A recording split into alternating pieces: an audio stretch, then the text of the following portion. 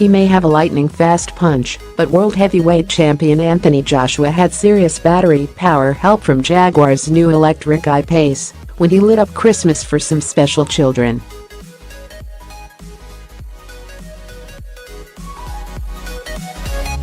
The boxer used the supercharged battery of a festively wrapped, present-packed I-Pace to carry out a Christmas lights switch-on for youngsters at Bull House, an NSPCC center in Coventry, Jaguar's spiritual home.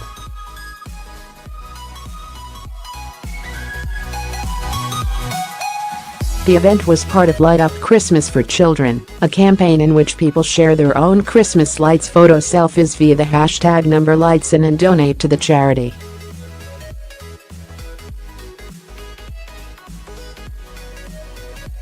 The charge from the underfloor battery of the I-Pace, on sale in the spring from £60,000, powered the light bulbs to delight children at the house named after the late Jaguar boss David Bull.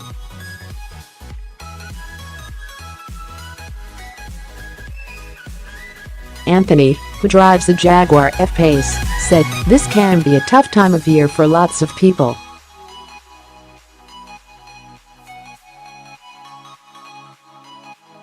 So to give the children such a special surprise is brilliant." Aimed at taking on US electric car pioneer Tesla, Britain's Jaguar I-Pace has already been on extensive test in California during the period of the recent Los Angeles Motor Show, and disguised models are already out on UK roads.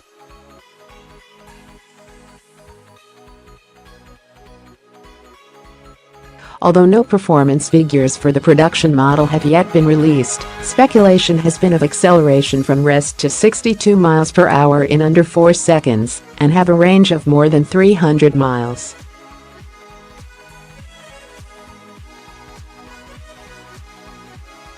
From 2020, all new Jaguar Land Rover vehicles will be electrified to some degree. The NSPCC said only 3 out of 4 calls to its child line can be answered, but with Anthony Joshua's help, we hope to raise the money we need to answer every call.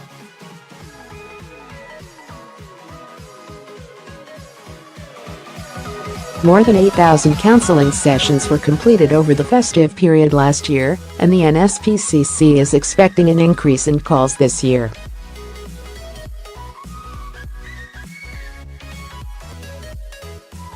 Chris Thorpe, Director of Responsible Business at Jaguar Land Rover, said, "We have worked with the NSPCC for more than 3 decades and have been actively involved in the Coventry and Warwickshire business group since 1996.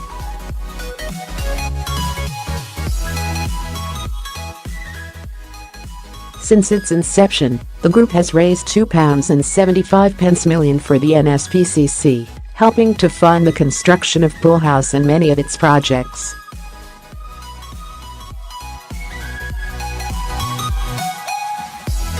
Jaguar Land Rover is the UK's biggest car makers, employing more than 42,000 people globally, with factories centred in the UK and additional plants in China, Brazil, India, and Slovakia.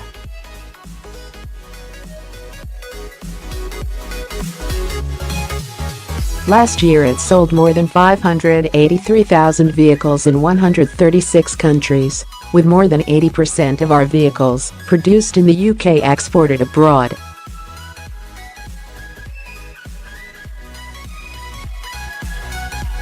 It is planning to spend more than £4 billion in the coming year on new products and expansion.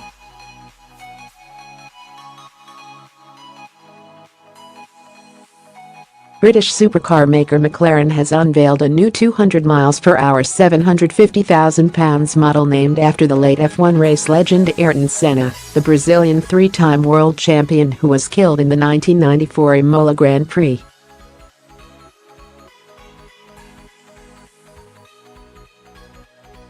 The carbon fiber car with see-through door panels will feature a 789 bhp 4-liter V8 engine and will travel from rest to 60 miles per hour in 2.5 seconds.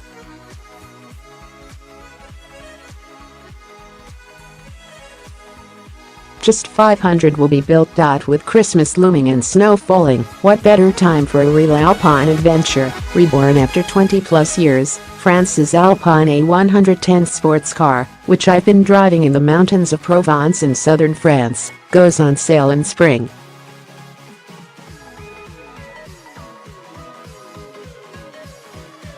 This traditional two-seater compact brings back smiles, fun and frolics for motorists of all abilities.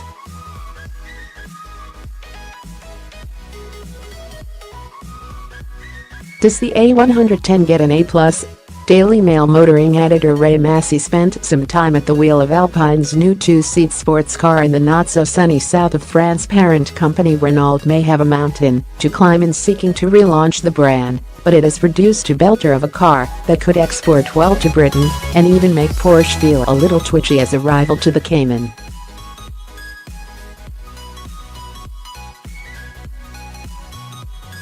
For younger drivers, the Alpine is probably the most exciting car they've never heard of.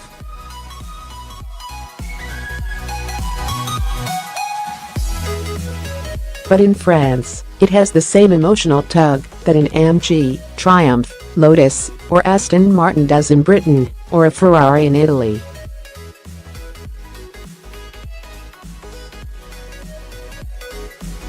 People stopped me in the street to stare and reminisce. I took the A110 for a spin in the mountains and on the track near Aix-en-Provence.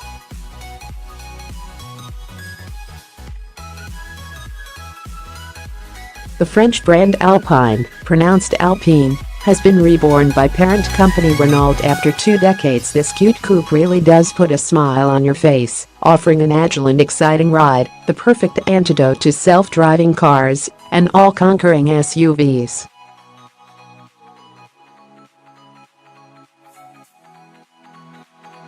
Mid-engined and rear-wheel drive, it's powered by a 1.8-liter 4-cylinder 16V turbocharged 252 HP petrol engine linked to a 7-speed dual-clutch automatic gearbox with manual paddles on a chunky steering wheel.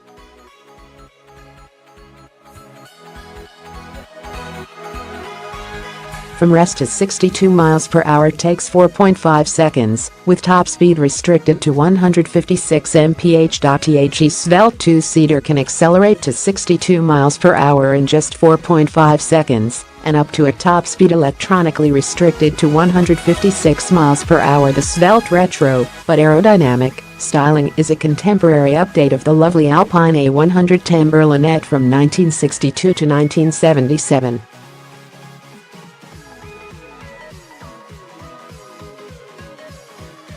Alpine has capitalized on the elements that made the original such a hit in the 60s and 70s, small and light with a low center of gravity, making it a delight on twisty mountain and country roads and on the track, but also a comfortable ride that's fun at low and medium speeds.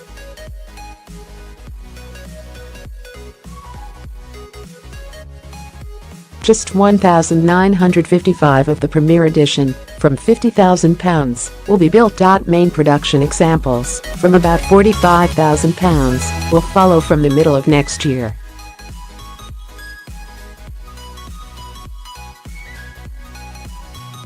Fiat's Punto has become the first car to be awarded 0 safety stars in the Euro NCAP crash tests.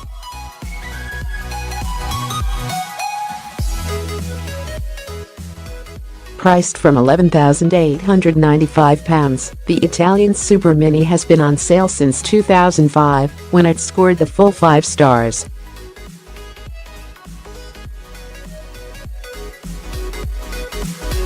But standards have risen so much since then that its lack of modern safety systems means it's now past its sell-by date where safety is concerned, said officials.